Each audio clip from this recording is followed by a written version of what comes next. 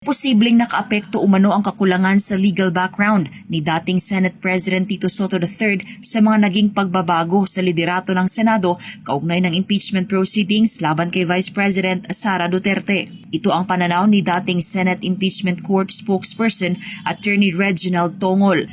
Ayon kay Tongol, mahalagang may sapat na kaalaman sa batas ang mamumuno sa impeachment court dahil teknikal at komplikado ang mga proseso sa paglilitis. Anya, kailangang marunong humawak ng legal terms, motions at iba't ibang procedural issues ang presiding officer habang nagpapatuloy ang impeachment trial. Dagdag pa niya, kahit mga batikang abogado ay naharap pa rin sa hindi inaasahang legal issues habang dinidinig ang kaso, at paano pa kaya ang isang presiding officer na hindi abogado?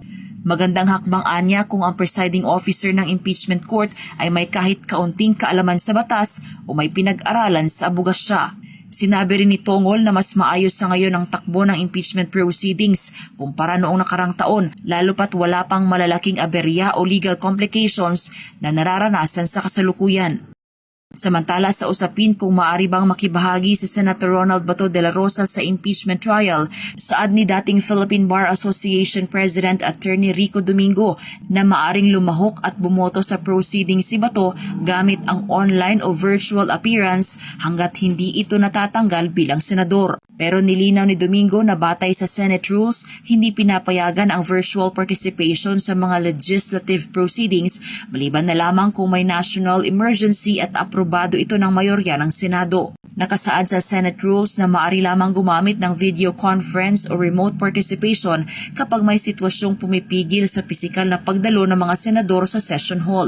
Pero sa usaping ito ay kailangan pa ring aprobahan ng buong Senado kung papayagan si Bato na makilahok o bumoto sa pamamagitan ng virtual appearance sa impeachment proceedings. Nitong Lunes, formal nang nag-convene bilang impeachment court ang Senado para sa paglilitis kay Vice President Sara Duterte. Lahat ng senador ay nanumpa bilang senator judges, maliban kay Senator Bato de la Rosa. Inaasahan namang susunod na tatalakayan ng impeachment court ang mga panuntunan at schedule ng paglilitis sa mga susunod na pagdinig. Para sa Diyos at Pilipinas kong mahal, Angel Pastor, SMNI News.